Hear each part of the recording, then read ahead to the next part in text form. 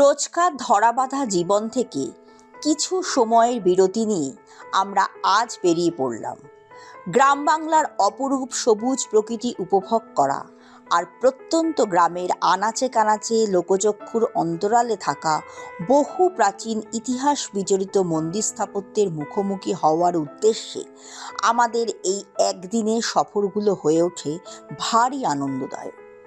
প্রতিটি সফরেই সঞ্চয় করি নানান অভিজ্ঞতা, আর আমাদের সামনে উন্মোচিত হয় প্রাচীন বাংলার অজানা ইতিহাস, সংস্কৃতি আর ঐতিহ্যের সম্ভার। সেই আশায় বা নেশায় যাই হোক না কেন, আমরা আজ চলেছি বর্ধমান আর হুগলি জেলার লাগোয়া বহু প্রাচীন এক জনপদ বৈদ্যপুরে। হাওড়া বর্ধমান মেন লাইনে বৈচি স্টেশনে নেমে সেখান থেকে চলেছি টোটোতে।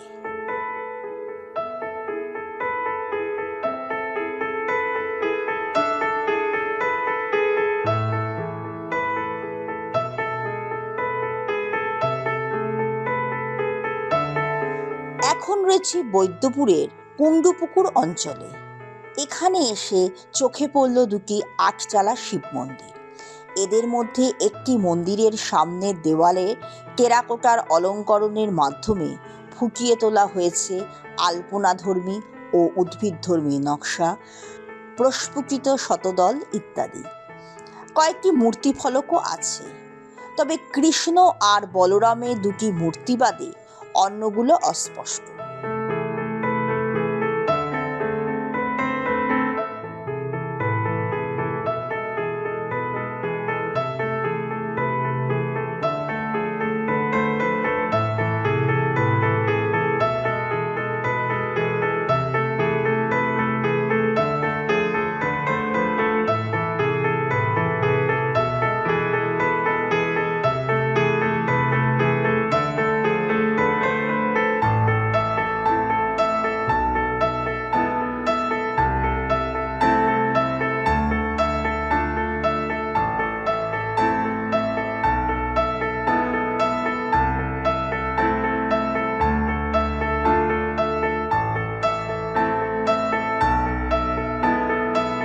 দ্বিতীয় শিব মন্দিরটির সামনের দেওয়ালে একসময় বেশ কিছু পোড়ামাটির অলঙ্করণ ছিল, তবে বেশিরভাগটাই এখন ভেঙে পড়ে গেছে।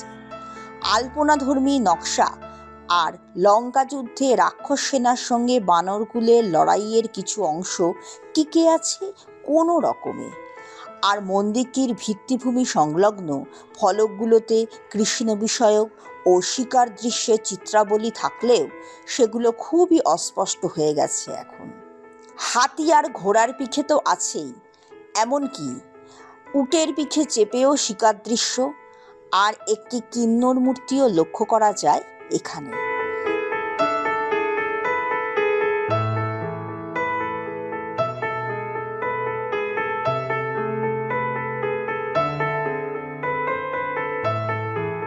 একটি দোলমঞ্চ নজরে এলো। চারচালা এই দোলমঞ্চটির গায়ে তেমন কোনো অলঙ্করণ নেই।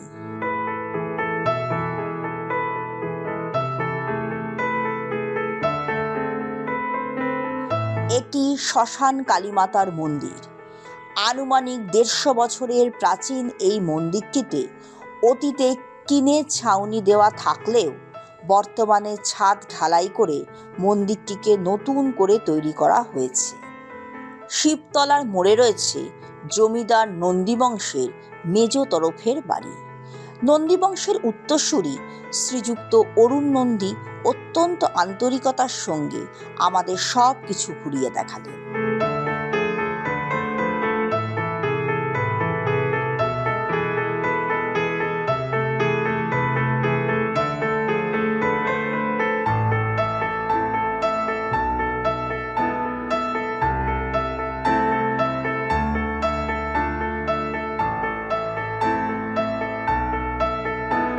সুখদেব নন্দীর বংশধরদের এই বাড়িতে রয়েছে একটি শিব মন্দির এবং জগৎ গৌরী মাতার মন্দির।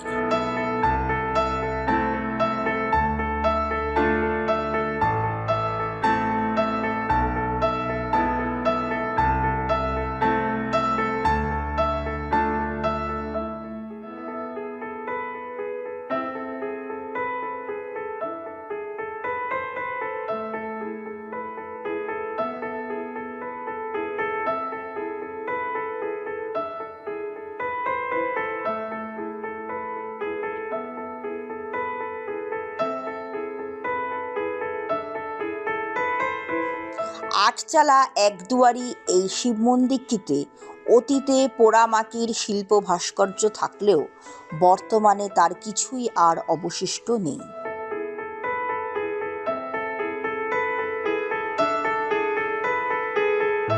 এটি জগৎগৌরী মাতার মন্দির। সম্বৎসর এই জগৎগৌরী মা অর্থাৎ মনসা দেবী পাশের গ্রাম নারকেলডাঙ্গায় পূজিত হন। শুধুমাত্র মাঘ মাসের শুক্লপক্ষে এই ঠাকুর দালানে দেবীকে নিয়ে আসা হয়।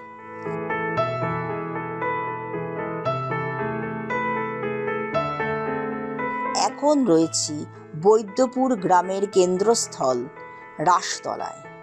একটি দোলমঞ্চ ওড়িশা রীতিতে তৈরি।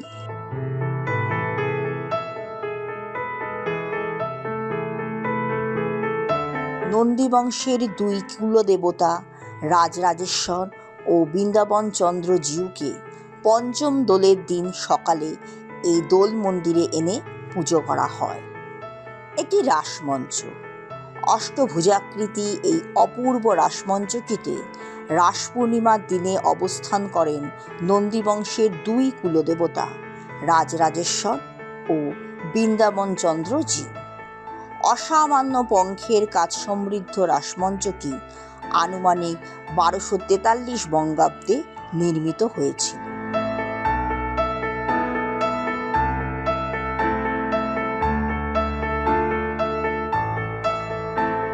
এখন চলেছি নন্দী বংশের কুলদেবতা বৃন্দাবন চন্দ্র জিউয়ের মন্দিরে।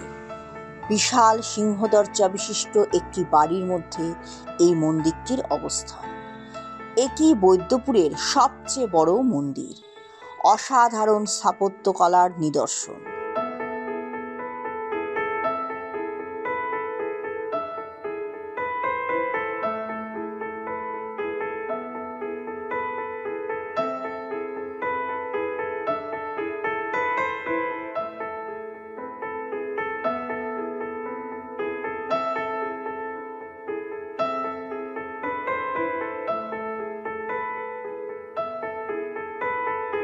মূল মন্দিরটি 9টি চূড়া বিশিষ্ট অর্থাৎ নবরত্ন।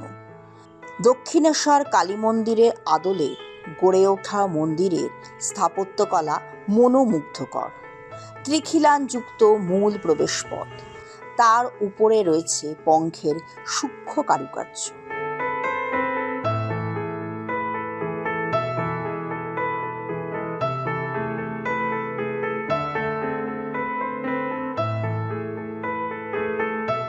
মন্দিরের গর্ভগৃহে রয়েছে কোষ্ঠী পাথরের শ্রীকৃষ্ণ ও অষ্টধাতুর রাধারানীর বিগ্রহ।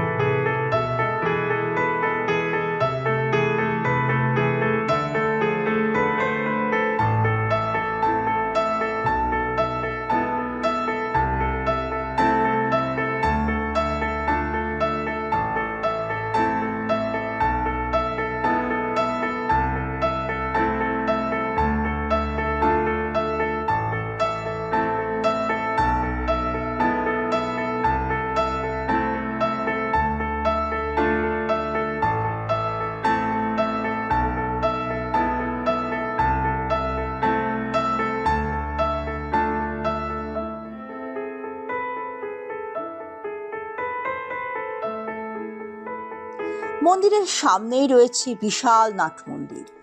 সেটির 3 দিকে রয়েছে বাঁধানো দরদালান, আর একদিকে রয়েছে পুরোহিত ঘর, ভোগের ঘর আর নহবতখানা।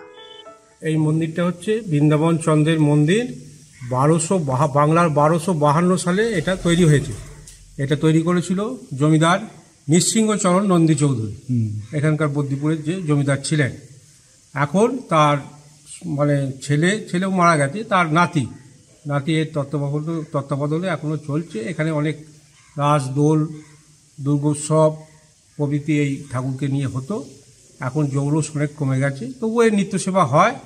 আর এই মন্দিরটা এখনও এখানকার লোক দেখতে আসে, আর এখনও চলছে, কিন্তু আগেকার মতো এই জৌলুসটা আর নেই। প্রতিষ্ঠা ফলক অনুযায়ী শিশুরাম নন্দীর 3 ছেলে ভগীরথ, দুর্লভ রাম ও গঙ্গারাম নন্দী মন্দিরটি প্রতিষ্ঠা করেন 1252 বঙ্গাব্দে। মন্দিরটির স্থপতিদের নাম নিত্যানন্দ এবং রামচন্দ্র।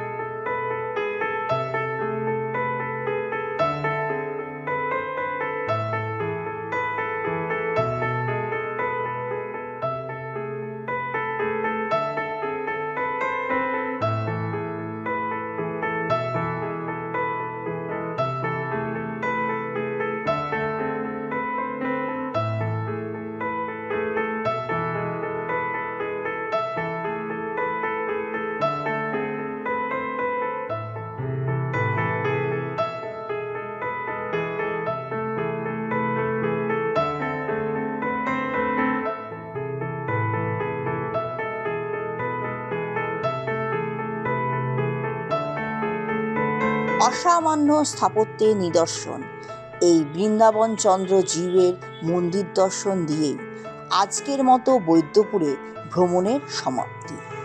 এখন আমরা চললাম ফিরতি পথে।